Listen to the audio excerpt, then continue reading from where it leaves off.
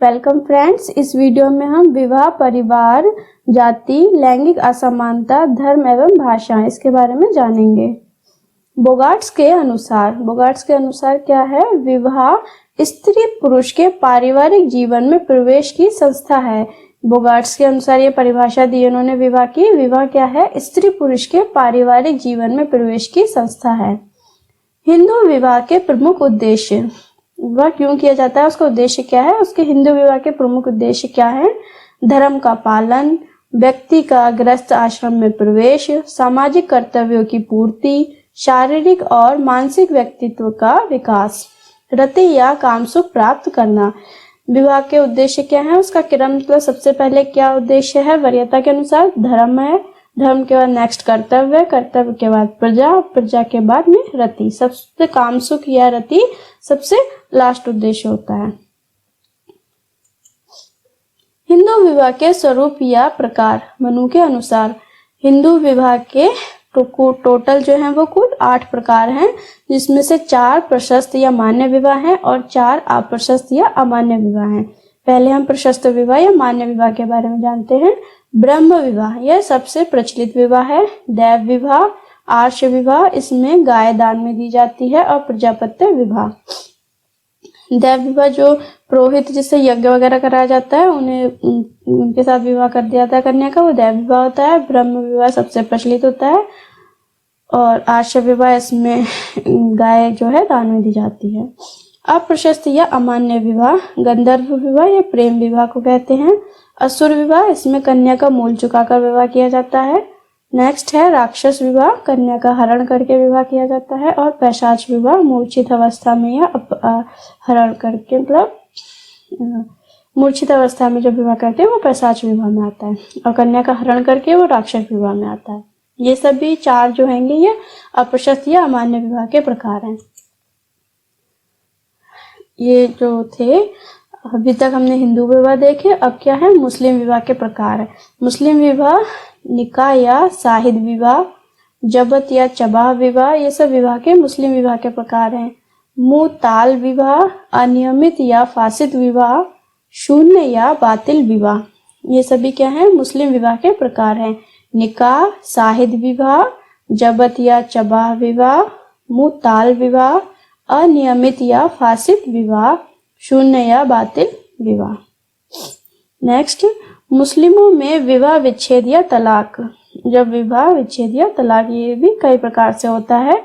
अलिखित तलाक, तलाक ए हसन, नेक्स्ट तलाक ए अहसन, ये दोनों अलग अलग हैं।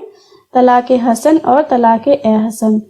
इला, खुला, जिहर, मुबारत, लियान, तलाक ए तफवीज, तलाक उल बिद्दत, ये सभी मुस्लिम विवाह विच्छेद या तलाक के प्रकार हैं।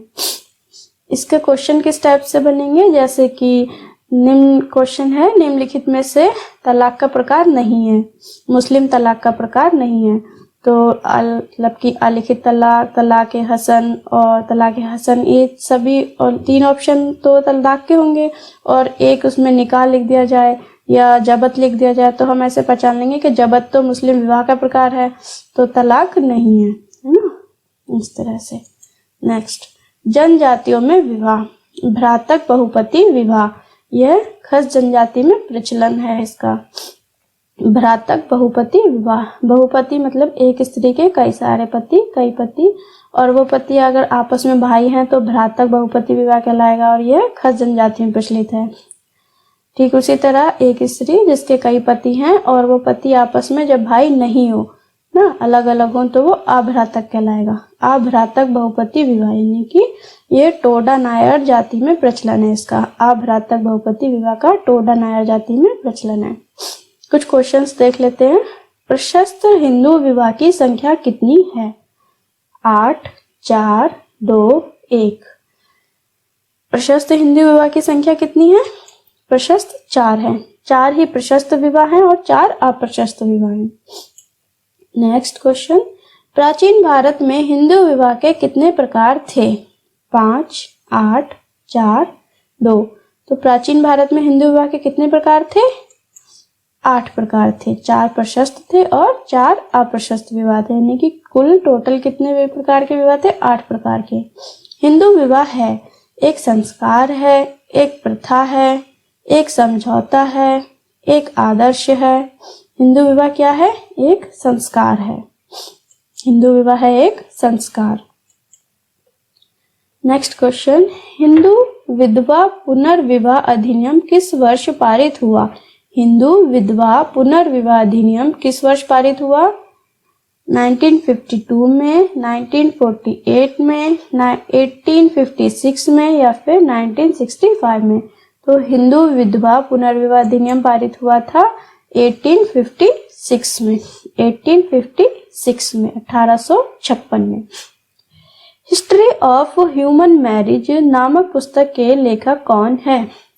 हिस्ट्री ऑफ ह्यूमन मैरिज ये एक बुक है, इसके लेखक कौन है?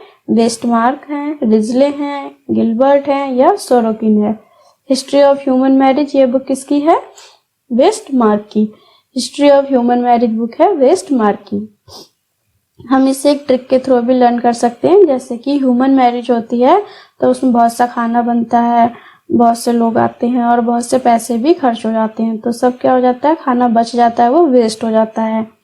तो ह्यूमन मैरिज में क्या होता है? वेस्ट ज्यादा होता है, वेस्ट ह्यूमन मैरिज में वेस्ट होता है। और तो इससे हम लिंक कर लेंगे, वेस्ट से बना वेस्टमार्क।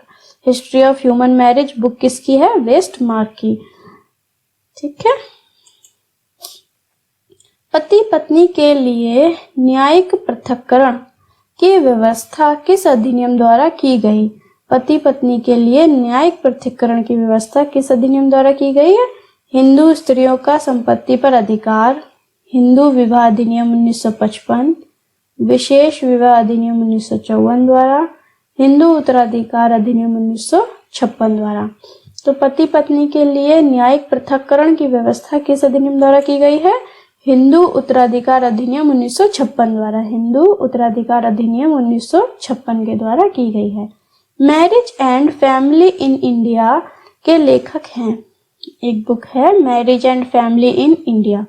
इसके लेखक कौन है? IP Desai, Irawati Karve, KM Kapadia, PH Prabhu. इसके राइटर कौन है? इसके लेखक कौन है? KM Kapadia. Marriage and family in India, KM Kapadia. Marriage and family in India, KM Kapadia की बुक है। अंग्रेजी के कास्ट शब्द की उत्पत्ति किस भाषा के कास्टा शब्द से हुई है?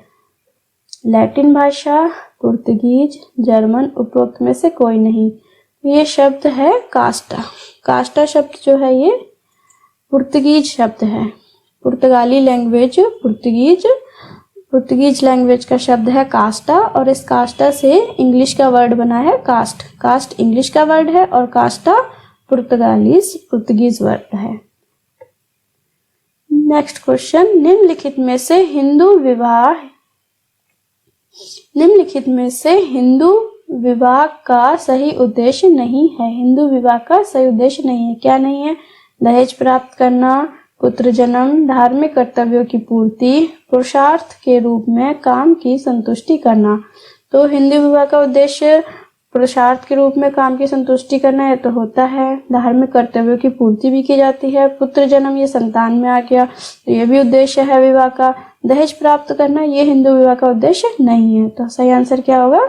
दहेज प्राप्त करना हिंदू विवाह का उद्देश्य नहीं है। अन्य 3 जो है ये उद्देश्य है। प्रथा है, प्रथा क्या है? मूल्य है, जनरीति है, लोकाचार है, प्रतिमान है। तो प्रथा क्या है?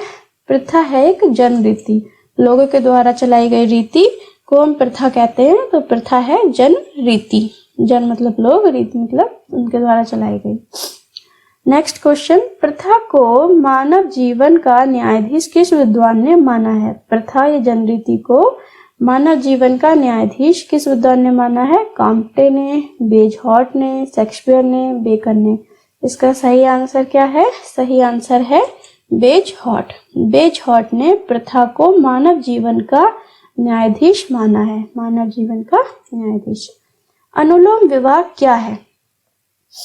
अनुलोम विवाह में क्या होता है? अनुलोम विवाह क्या है? तो उच्च वर्ण का पुरुष निम्न वर्ण की कन्या से विवाह करता है या फिर निम्न वर्ण का पुरुष उच्च वर्ण की कन्या से विवाह करता है। नेक्स्ट, अपने रक्त समूह से बाहर विवाह, उपरोक्त में से कोई नहीं। तो अनुलोम विवाह क्या है? अनुलोम विवाह है उच्च वर्ण का पुरुष निम्न वर्ण की कन्या से विवाह करता है, यानी कि लड़का जो है वो हाई कास्ट का है और कन्या लोअर कास्ट की है, तो इस टाइप का विवाह अनुलोम विवाह कहलाता है। और सेम इसके अपोजिट, यदि लड़का जो है पुरुष वो लो कास्ट से बिलोंग करता हो और कन्या हाई कास्ट से बिलोंग करती है, तो वह प्रतिलोम विवाह कहलाता है। अपने रक्त समूह से बाहर विवाह करना ये बहिर्विवाह कहलाता है। Thanks for watching.